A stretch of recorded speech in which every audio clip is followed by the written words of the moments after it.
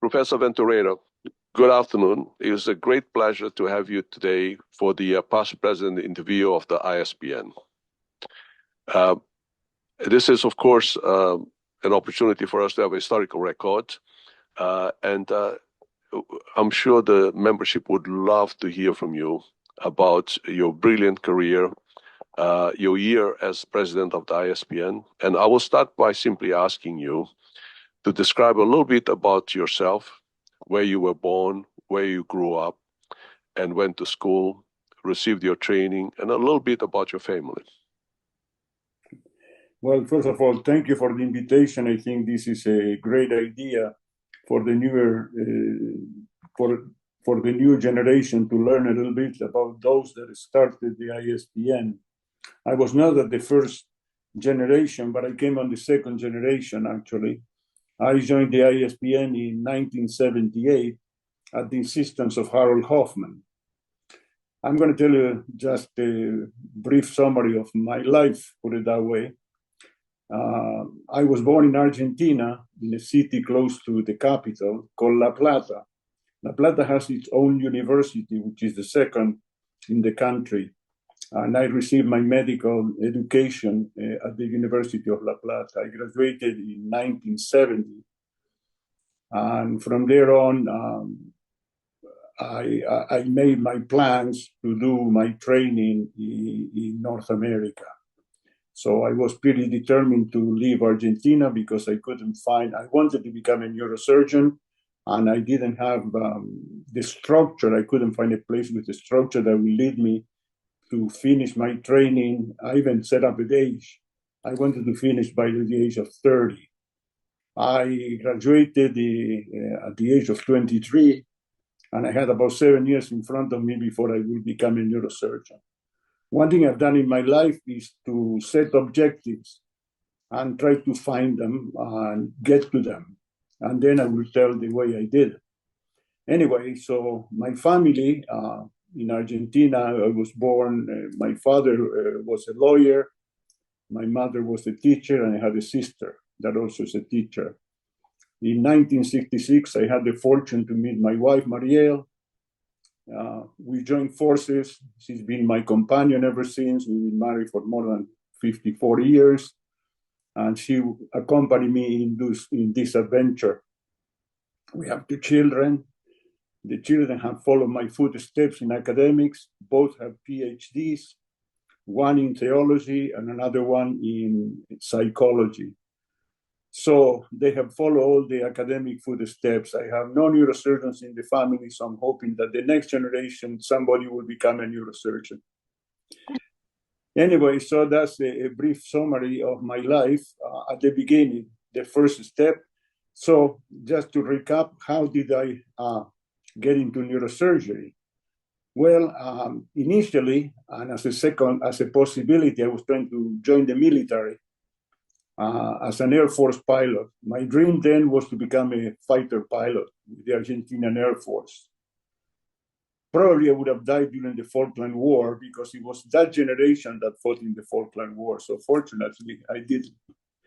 So at one point, I was about 17, and I thought, can I survive the rigorous life of military? And I said, I don't think so. So I changed gears, and I didn't know what to do. So accidentally, I went into a bookstore and saw a book called A Trip Around My Skull, written by a Hungarian author, Fritz Karinti, very famous one for the time. And this was the narrative of the author of the book who suffered from an acoustic neuroma. And his ordeal of having the symptoms of the tumor and eventually have surgery under local anesthesia in Stockholm, Sweden, by Professor Oliver Krona. Well, after I read that book, I said, wow, this is what I want to do for the rest of my life. And this is, I said, well, what I'm going to do next? Well, next, to become a neurosurgeon, I said, I have to become a doctor, a physician. So that's when I went into medicine. But I went into medicine with my mind made up. I wanted to become a neurosurgeon. And that's the way that briefly things started. And my wife was determined to follow me, so we got married in 1971, and we left for the United States. So I began my training in Chicago. I did my straight surgery in Chicago, and then I couldn't find a position in neurosurgery. I was a newcomer from Argentina. It was hard. I had the opportunity to approach, the big professors, some of them in the United States. One of them was Paul Busey. And he told me he will train me if I get a letter from Juan Carlos Christensen, who was a very prominent neurosurgeon in Buenos Aires, who will assure him that he'll give me a position in Buenos Aires when I finish training. That was Paul Busey. And it was no way I could get that letter. So then one day I met with Professor Earl Walker from Hopkins at a meeting in Chicago. I knew he was there, so I went and approached him.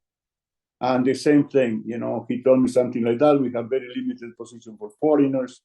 And, well, you can try, but we have 1 in 10 possibility. So I said, well, that's going to be hard for me to get in there. So I didn't give up the idea. I started writing applications all over the place, about 120 applications in the United States and Canada, and nothing was coming. I met a neurologist in Chicago. He said, well, why don't you apply for neurology? You're going to need some neurology training to become a neurosurgeon. I said, okay. I did that. And all of a sudden, I got a letter from the chairman of neurology in Ottawa, Canada, offering me 1 year of neurology residency. And that way, I went to Canada, seeking a position in neurosurgery. What an amazing journey from the little place in Argentina to reading a book and being inspired and then taking action to achieve your dream. I think that's just amazing. And did you ever consider an alternative career path once you had decided to do neurosurgery, and particularly pediatric neurosurgery? So I think I'm looking forward to hearing how did you land up in pediatric neurosurgery? Okay, I'll tell you in a minute. No, I never looked for a career. I fell in love with neurosurgery. I was determined to become a neurosurgeon, but I started training in adult neurosurgery, and I never had dreamt to become a pediatric neurosurgeon. How did that become? That was an accident, almost like an accident. It was an opportunity that life gave me. At the time, I finished my training in 1976 in Ottawa, graduated from the Royal College examination, etc. And I was looking for a job. About the same time, actually a bit before, in May 74, the Children's Hospital of Eastern Ontario opened. That was the only children's hospital in that region. And I still, I used to go with my staff neurosurgeons to help on some pediatric cases, but I never paid too much attention to pediatrics. But then when I graduated, some of my, mentors and my superiors said, would you become a pediatric neurosurgeon? The Children's Hospital, CHIO, needs one. Dr. Ivan, who was my main mentor, later I will tell you, was an adult neurosurgeon who was interested in children, and he was appointed chief of neurosurgery at CHIO. And he needed help. He needed another hand. And he approached me and offered me a job. And they said, if you want to become a pediatric neurosurgeon, you'll have to do further training. And then I thought about it. I said, why not? Okay. So I embarked into that. And I did some period of fellowship at CHIO. And then they sent me for a few months to sick kids in Toronto, where I met, the 3 H's, Bruce Hendrick, Harold Hoffman, and Robin Humphreys. And that immersed me into the world of pediatric neurosurgery, and really I fell in love with it.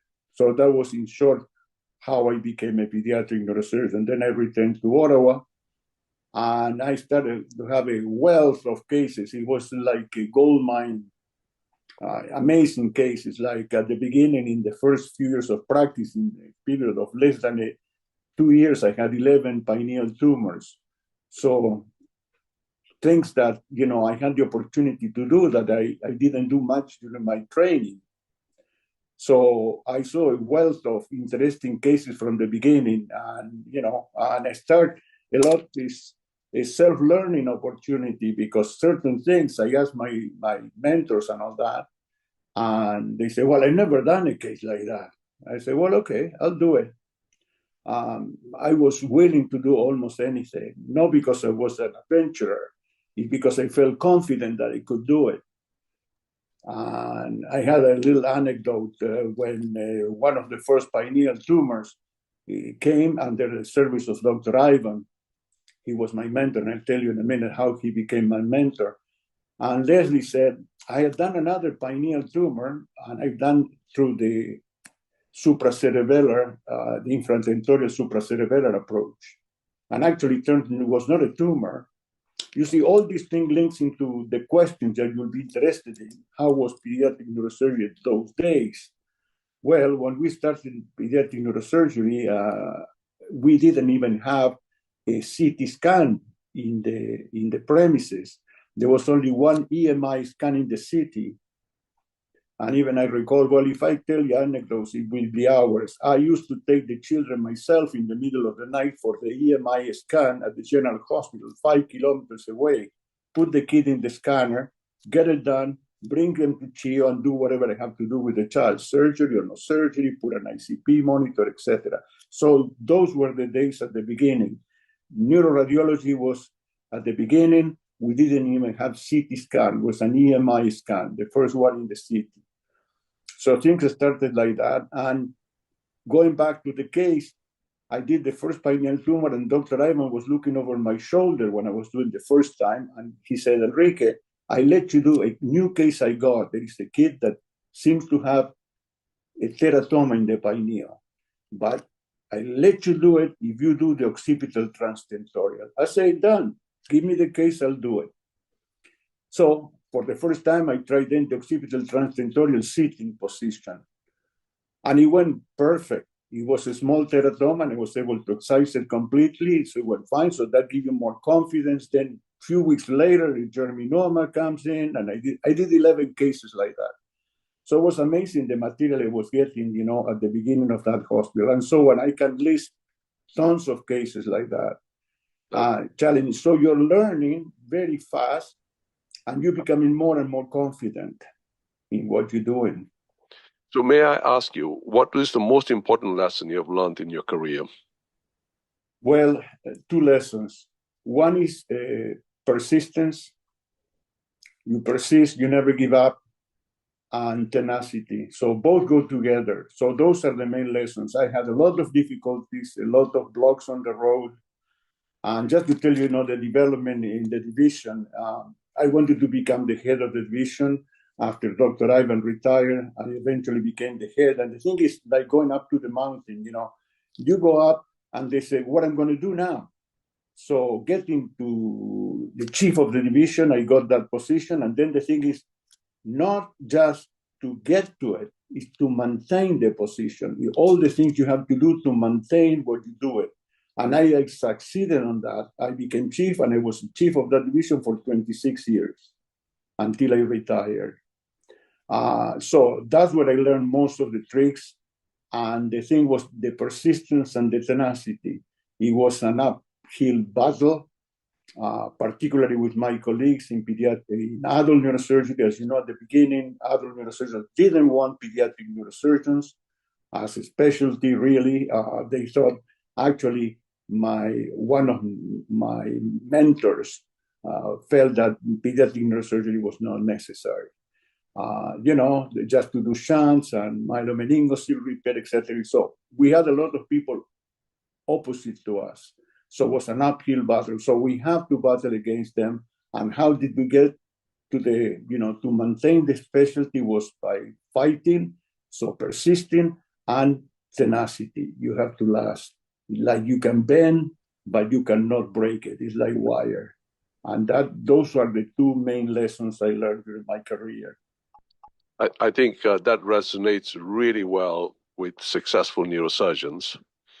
And where do you see major changes involving the evolution of the ISPN?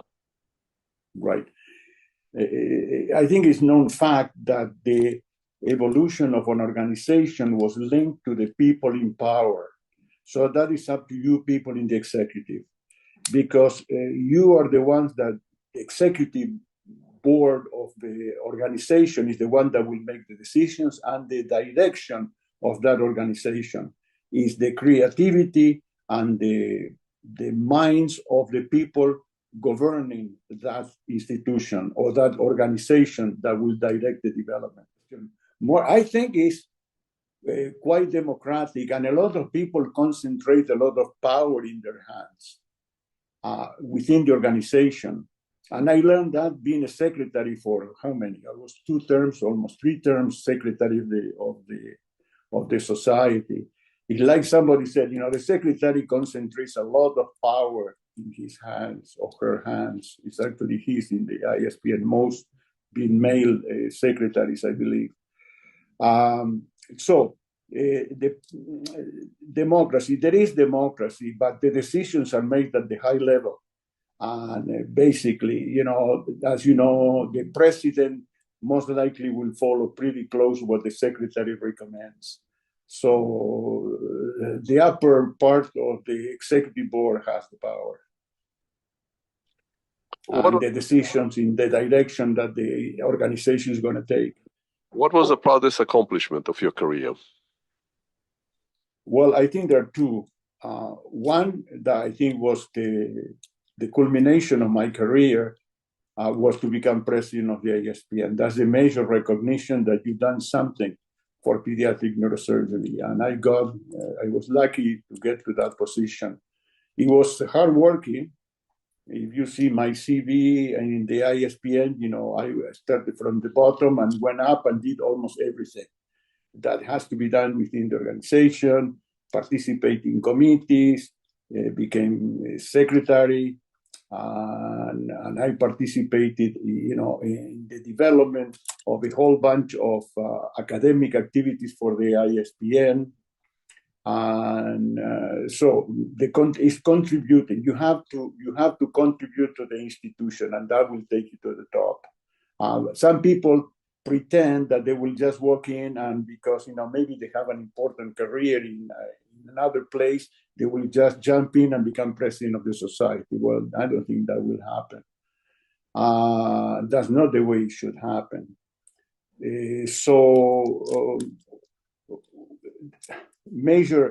Other major development, like I said, will be the creativity and the initiative of the people in the executive board.